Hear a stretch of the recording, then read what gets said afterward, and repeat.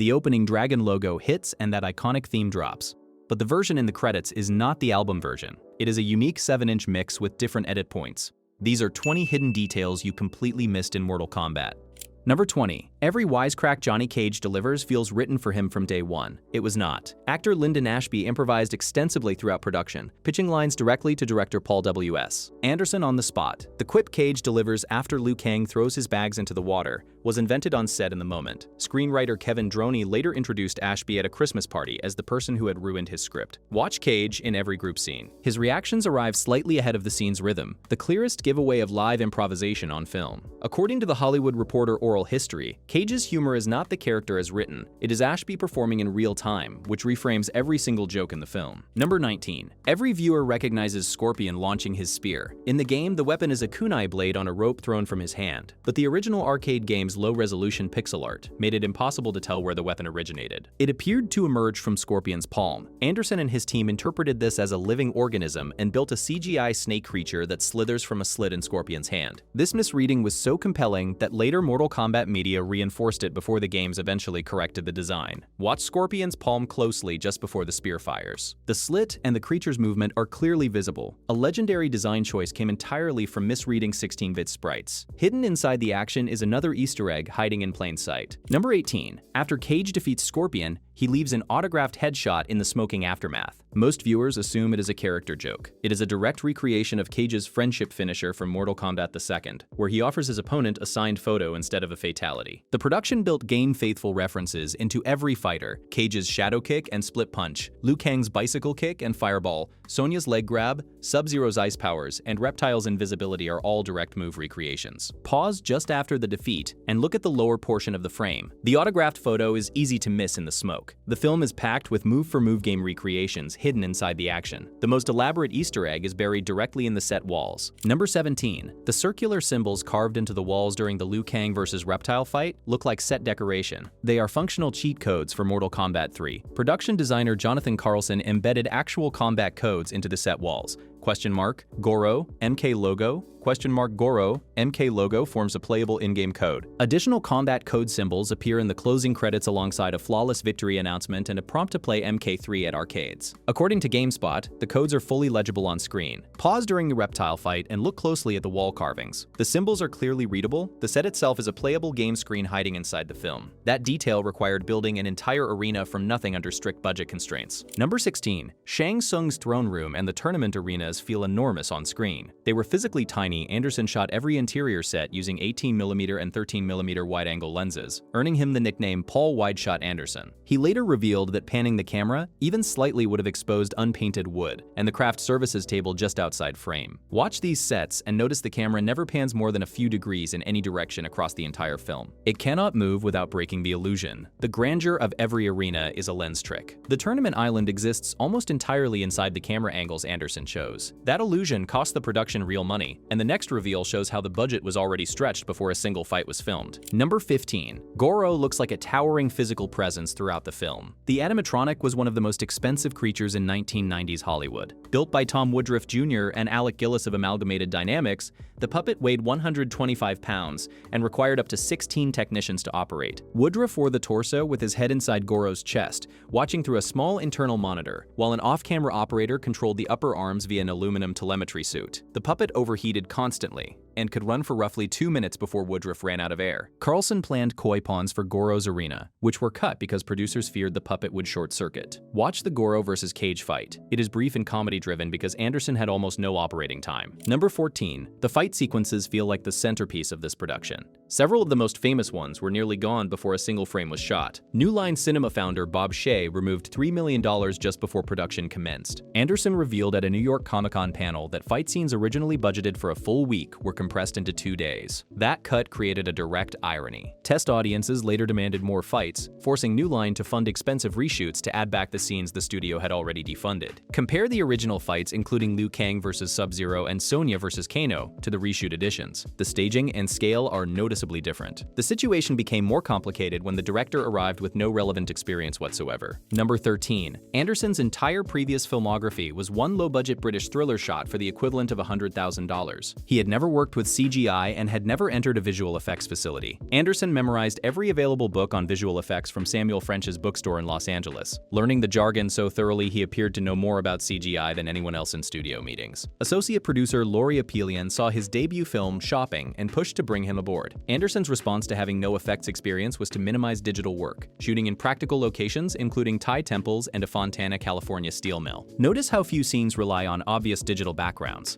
The practical approach is visible in almost every exterior shot. Number 12. The Johnny Cage vs. Scorpion sequence and the Liu Kang vs. Reptile fight are consistently cited as the best action in the film. Neither existed in the original cut. Producer Larry Kasanoff confirmed test audience response was unanimous. They loved the film but demanded more fights. The Cage vs. Scorpion sequence was originally a brief forest exchange ending on a shadow kick with no portal. The Reptile fight did not exist. The character had been cut from the script before production began. Both sequences were choreographed by Robin Shou during reshoots and later named by Anderson as his personal favorites. Early television spots showed Cage defeating Scorpion with only the shadow kick. The two most essential scenes were funded separately after the first cut was rejected. Number 11. The Reptile reshoot was filmed at a Van Nuys airport hangar. On the 10th take, Shou struck the edge of a concrete pillar. He quietly told Keith Cook, who played Reptile, not to make contact with the right side of his body. Then he completed the entire fight before going to the hospital. According to the Hollywood Reporter oral history, Shou explained his reasoning, disclosing the injury would have stopped production and ended his chance in Hollywood. Anderson recalled that Shou developed a rating system for injuries graded by ribs. The Reptile fight rated a 3. Watch Shou's right side in the later takes. He absorbs every contact on his left and quietly protects his right. That restraint is clearly visible if you know what to look for. Number 10. Liu Kang's elevated jumps and wire-assisted combat in the reshoot sequences look like standard action choreography. They were not standard in Hollywood at all. Anderson stated in interviews that Mortal Kombat was the first Western film to use large-scale Chinese wire gags before The Matrix took the technique further. Shou brought this knowledge from 9 years as a stuntman in Hong Kong alongside Jackie Chan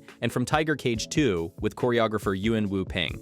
Shou received a formal credit as additional fight choreographer alongside coordinator Pat E. Johnson, whose credits included Enter the Dragon and The Karate Kid, compare Liu Kang's movement in the original fights versus the reshoots. Earthbound staging gives way to elevated, wire-assisted movement in every sequence Shou choreographed. Number 9. Both errors appear in scenes that look completely controlled. At approximately the 46-minute mark during the Cage vs. Scorpion forest fight, a vehicle passes through the far left background on an island that exists outside the human world. In a separate scene, when Shang Tsung transports Sonya to Outworld, green blocking marks used by the camera crew are visible on the floor. Additional continuity errors include Shang Tsung declaring a flawless victory despite Artlene landing multiple strikes, and Kano's goblet appearing, vanishing, and reappearing between shots. Pause at the 46-minute mark and look far left past the tree line. The car is clearly passing through frame. 4 separate errors survived the final edit of a film that grossed $122 million. The reveals from here only get bigger. Number 8. Actor Trevor Goddard played Kano with an Australian accent and physicality that became one of the most recognized performances in the film. Goddard was born in Croydon, London, and maintained a fabricated Australian identity throughout his career. His own family publicly confirmed this after his passing in 2003. His performance was so distinctive that Midway Games permanently changed Kano's nationality from Japanese-American to Australian in all subsequent games and media. The character's appearance in later games, including longer hair and facial hair, was redesigned to match Goddard's look. Listen to Goddard's accent throughout the film. It sits closer to a Cockney register than a genuine Australian one. Every version of Kano in every game released after 1995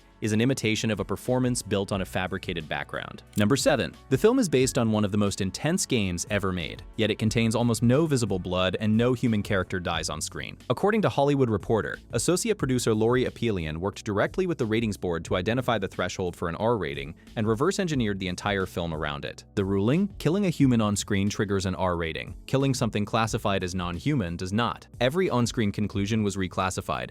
Goro is a Shokan creature. Scorpion produces orange lava instead of blood. Sub-Zero's opponent shatters as ice. Reptile is a creature. Kano's defeat cuts away before impact. Scan the film for red blood and you will find almost none. Scorpion's orange coloring in close-up is the clearest marker of the workaround. Number 6. The first test screening used a traditional orchestral score. The target audience rejected it. Composer George S. Clinton recalled that viewers accustomed to techno music during gameplay were not satisfied with a conventional film sound. Clinton invented an approach he called techno-tao orcho, a techno-electronic core layered with taiko drums, shakuhachi flute, didgeridoo, and tuvan throat singing. He stripped all high-register instruments from the orchestra, replacing them with 18 violas, 14 cellos, 6 basses, and heavy percussion. The two-van throat singing created for Shang Tsung's entrance was later licensed for Godzilla and Final Destination trailers. Listen whenever Shang Tsung enters a scene. The low rumbling drone beneath the music is live two-van throat singing. A villain's entire musical identity was created because a test audience refused a traditional score. Number 5. Scorpion's voice throughout the film, including the iconic line the entire franchise is built around,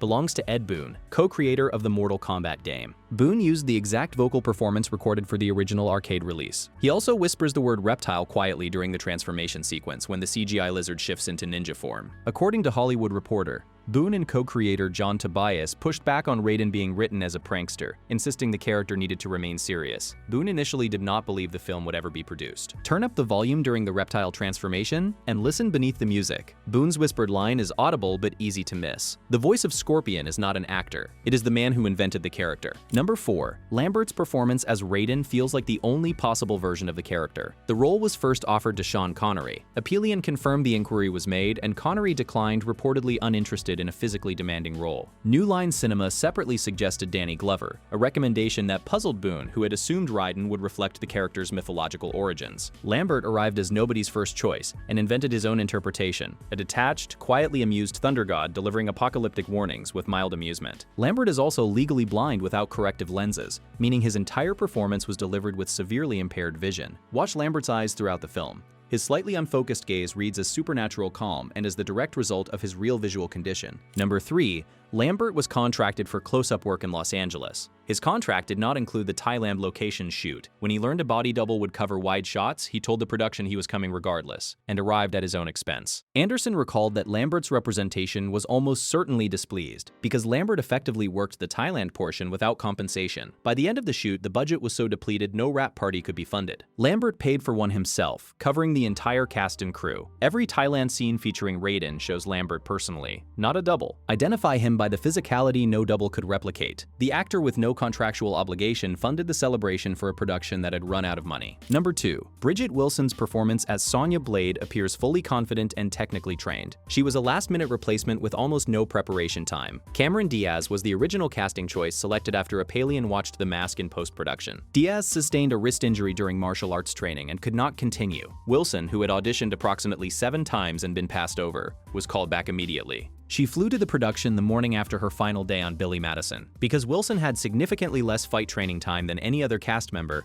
her sequences were scheduled last in the production order. The Sonya vs. Kano fight appears late not for narrative reasons. Every structural decision around that fight traces back to a replacement casting decision made days before filming. Number 1. The Johnny Cage character was created as a direct homage to Jean-Claude Van Damme's performance in Bloodsport. Van Damme was offered the role and declined. He was already committed to Street Fighter, filming in Thailand at the exact same time as Mortal Kombat. Both productions were in Thailand simultaneously, meaning Van Damme was making a different video game adaptation in the same country as the film built around his own likeness. Ashby replaced him and brought a different quality, improvised humor instead of action star intensity. Every Johnny Cage moment in the film, the sunglasses, the cocky smile, the ad-libbed humor, none of it was in the original vision. The most charismatic performance in the film exists as written because of one actor, and as performed because that actor said no. Mortal Kombat looks like a confident studio production. Underneath that is a director who bluffed his way in, $1 million puppet running on 2 minutes of air, 2 fights funded separately after the first cut failed, and a lead performance built around an actor who said no. Which hidden detail surprised you most? And what film should we open next?